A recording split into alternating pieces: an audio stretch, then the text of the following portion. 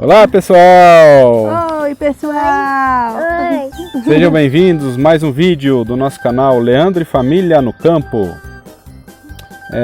Hoje nós vamos falar de um assunto muito interessante, muito importante, e que para nós tem sido essencial pela vida que a gente resolveu, que a gente escolheu levar, né? Uma vida diferente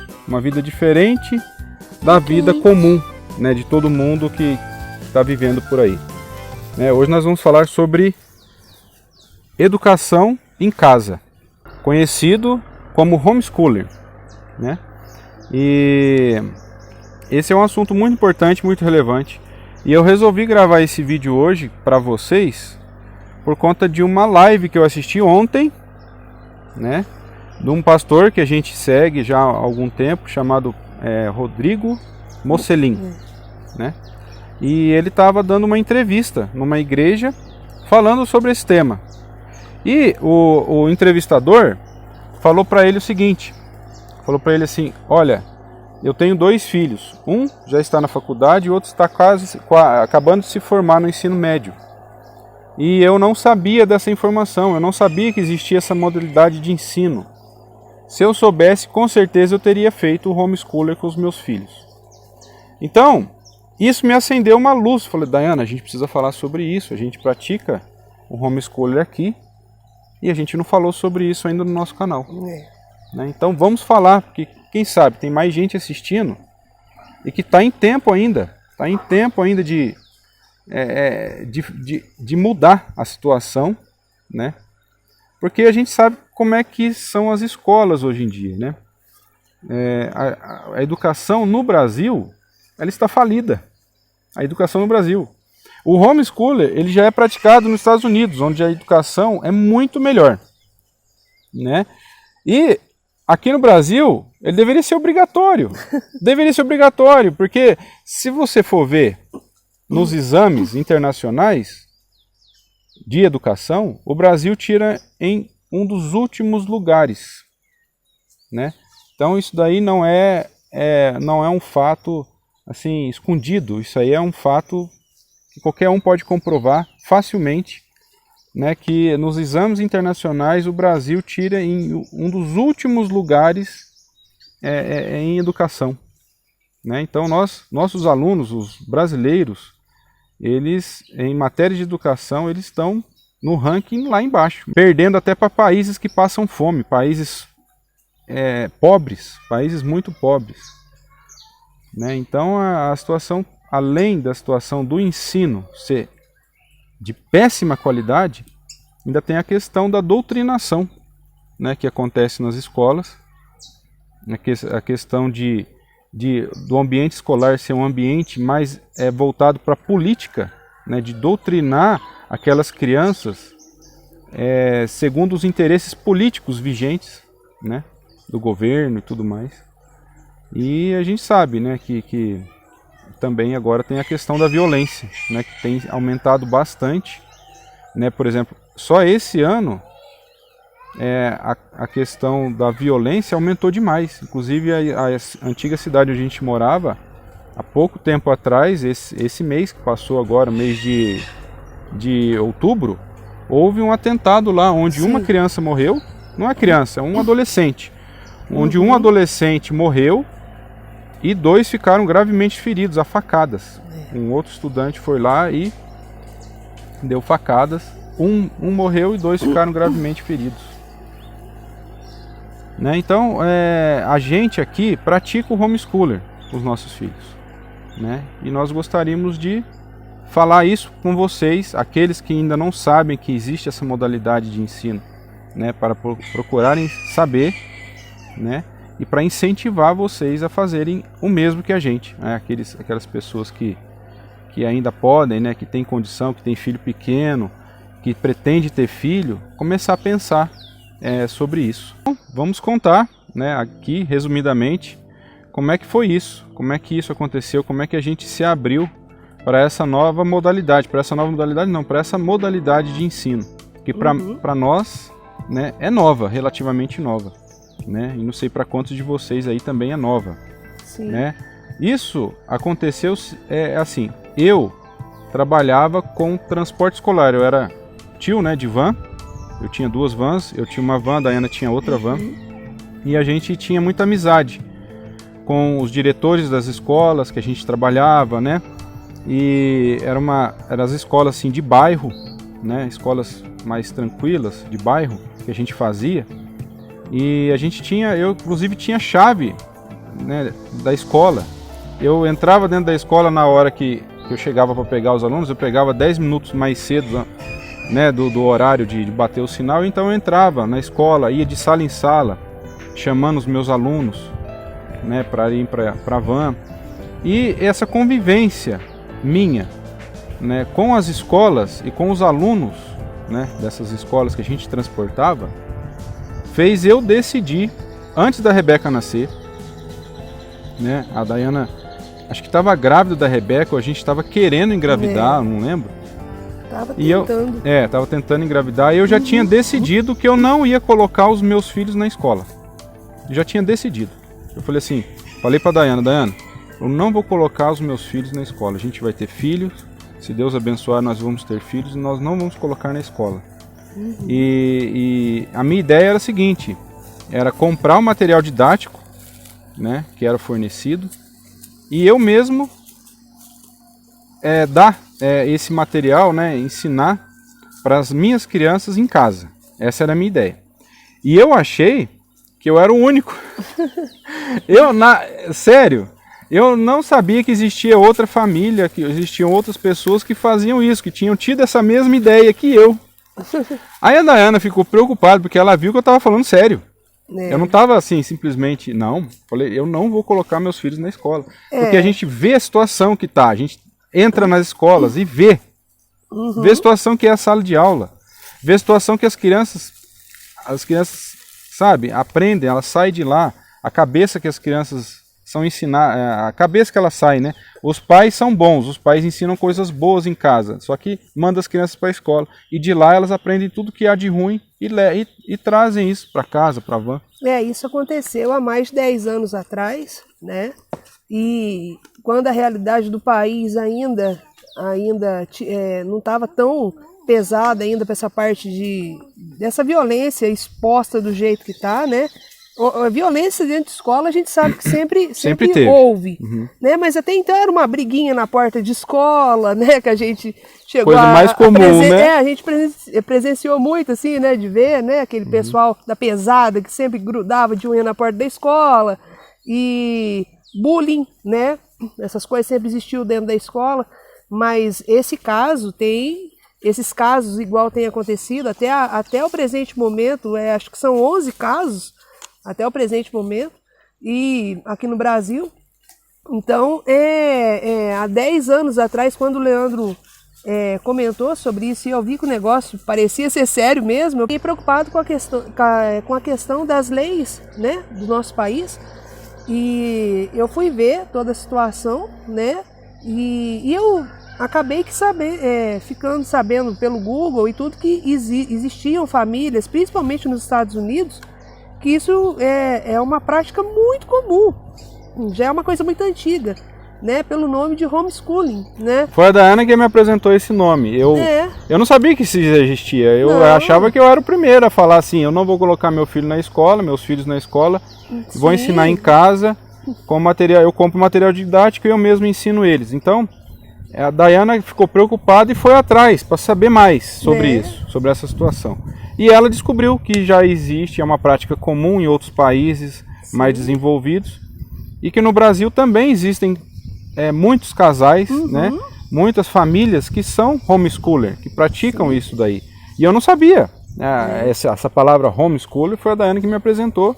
E principalmente, né, tem os estados do nosso país de mais destaque nessa questão, né, igual o sul do nosso país, é a parte que mais se destaca, né, mais famílias homeschoolers, né, que tem, né, mas devido à necessidade que tem acontecido no nosso país, está aumentando o número de famílias a cada ano que passa, né, com essa defasagem na educação, né, que é uma coisa que decepciona qualquer pai, qualquer mãe. Você vê que que o seu filho não está aprendendo, não está desenvolvendo, você se esforça, você compra bons materiais, você envia para a escola, às vezes você paga a escola, né? Muitas vezes, né? Tudo ali para o bem do seu filho, um investimento, isso é um investimento, né? Que você está fazendo, transporte, enfim, tudo, uniforme, aquela coisa errada toda que a gente sabe, né? Que exige uma escola, para no final a criança não tá aprendendo nada, chegar à quarta, quinta série, não tá conseguindo a ler, a escrever direito, coisa básica, coisa que na nossa época era inadmissível. A gente levava a famosa bomba por não conseguir corresponder conforme o cronograma do ano que a gente estava, a gente reprovava. Né? Bomba aqui na nossa região significa repetir de ano. Reprovação. Reprovar. Né? Então, se o aluno não sabe o básico para passar para um próximo ano, você está no primeiro ano, não aprendeu direitinho a ler, bonitinho, ele não vai passar para o segundo. Se ele está no segundo, não aprendeu direitinho ali, tabuada, não sei o que, a matéria exigida pelo segundo, ele não vai passar para o terceiro. Só que hoje não é mais assim. Hoje eles vão passando o aluno sem saber. Então o aluno está lá na 7ª série e não sabe o básico lá que aprende no primeiro e na 2ª série.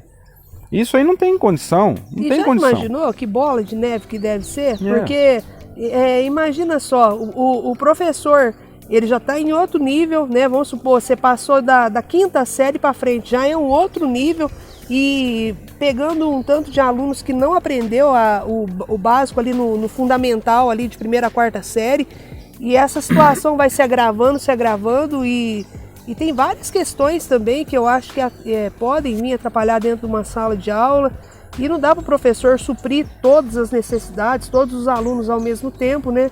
Porque tem um tempo de cronograma para cumprir, né? O calendário escolar tem que correr, tem que cumprir. E não dá para você individualmente focar, né? Porque são muitas crianças dentro de uma sala de aula, cada uma numa situação diferente, né? Então, uma situação assim de aprendizado. Uma aprendeu mais ou menos, outra aprendeu quase nada, outra aprendeu muito bem. Então, como é que você vai fazer, né? Eu até perguntei para um amigo meu que é professor de português, né, de ensino médio, e eu perguntei para ele, eu falei, olha, como é que você faz? Porque antigamente, na nossa época, a gente reprovava de ano, quem não sabia reprovava. Eu estava com 11 anos, na 5ª série, tinha aluno na minha sala de 18 anos, eu lembro até o nome deles. Tinha aluno de 21 anos, tinha aluno de 18, tinha aluno de 16, de 15 e eu tinha 11. Era discrepante demais. Era desse jeito, mas todos estavam no mesmo nível de aprendizado ali. Senão não passava. Perguntei para esse professor, amigo meu, falei, como é que você faz? Né? Você tem alunos de todos os tipos dentro da sua sala. Aí ele falou que a orientação que vem, né, de cima é focar no aluno, focar no mais problemático, focar no que menos sabe. O foco principal da aula é naquele aluno que sabe menos. Ou seja, aqueles alunos que se dedicam, que são estudiosos, perdem o estímulo porque o professor está focado naquele que sabe menos. Agora, aquele que sabe menos é por que ele sabe menos? É porque ele já é o menos desinteressado. Então, o professor, a orientação que ele recebe é dar mais atenção para o aluno que tem menos interesse, em compensação, aquele aluno que tem mais interesse, mais dedicado, fica meio jogado para escanteio. Entendeu? Então, a situação é terrível. As escolas, a situação são terríveis. Eu, né, vi isso na prática. Trabalhei 12 anos com transporte escolar, carreguei bastante aluno. Graças a Deus a gente tinha as vans cheias, né? Sim. Tínhamos bastante alunos, então a gente via a situação caótica das escolas.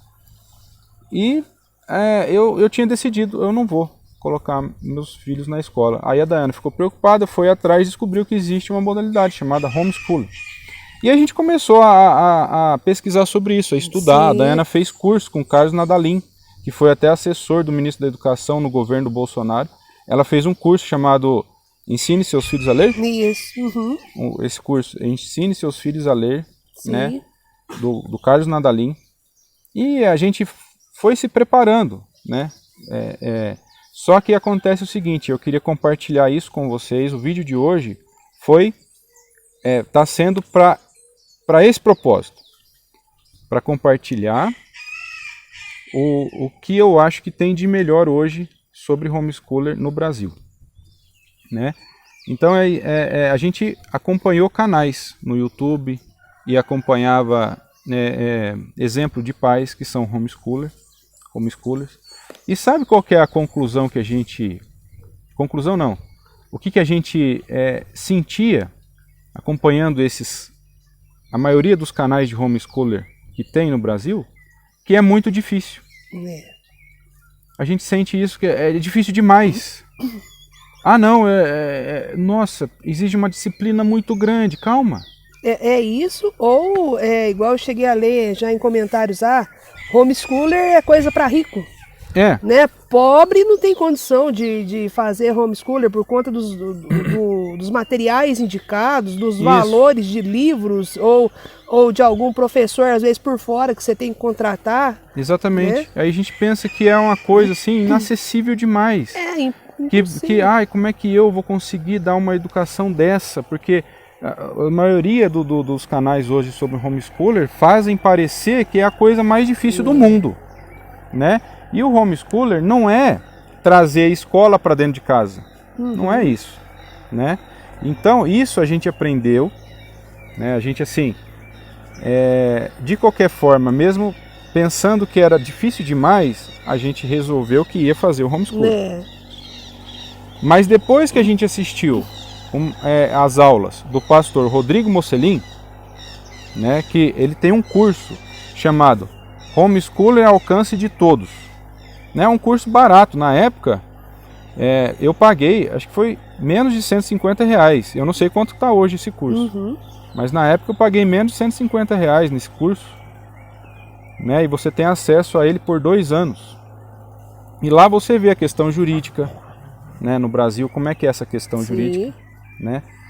Você vê a questão de material, questão do que precisa ensinar. Por exemplo, um pai semi-analfabeto pode ser homeschooler, pode ter os filhos em sistema de homeschooler? Você vai aprender que sim. É possível. Né? Ele fala, né, tem um jargão, e ele fala, inclusive no vídeo que eu vou recomendar para vocês aqui. Antigamente, pais analfabetos formavam doutores. E hoje, pais doutores estão formando analfabetos. Pois é. Entendeu?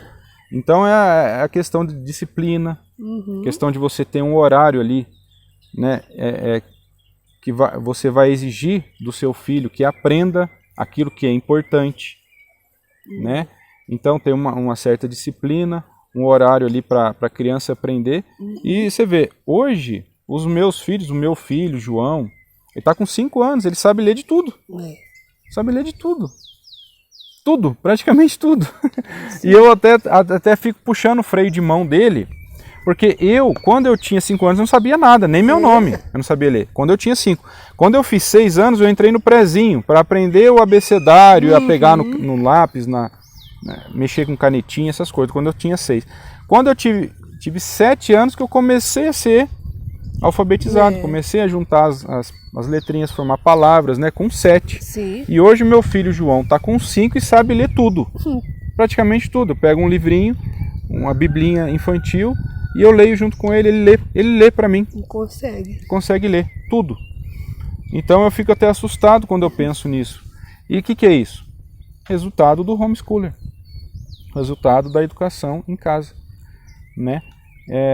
E eu até puxo um pouquinho o freio de mão dele para segurar ele um pouquinho, porque se for no ritmo dele, eu não sei, entendeu? Eu falo, não, às vezes está muito cedo para ensinar tanta coisa, vou segurar um pouquinho. E lembrando também que cada criança tem o seu ritmo também, né? E isso, vamos supor, com o nosso filho João, foi dessa forma, mas às vezes, vamos supor, com a Rebeca, foi de outra, e com os meninos que estão vindo aí, o Caleb Levi pode vir a ser de outra ainda. A gente tem a Rebeca, que a Rebeca é mais difícil as coisas com ela. Né? Então a Rebeca, ela tem um interesse muito menor em aprender essas coisas. O interesse da Rebeca é arte. Ela é uma artista, ela gosta de música, gosta de pintar, gosta de fazer coisas de arte. Tudo relacionado à arte, é com ela. É com ela. Agora, o João não, o João já tem um interesse maior em aprender essas coisas. Então, com a Rebeca a gente precisa de um esforço maior para poder estar ensinando ela as coisas. Com o João já é mais fácil.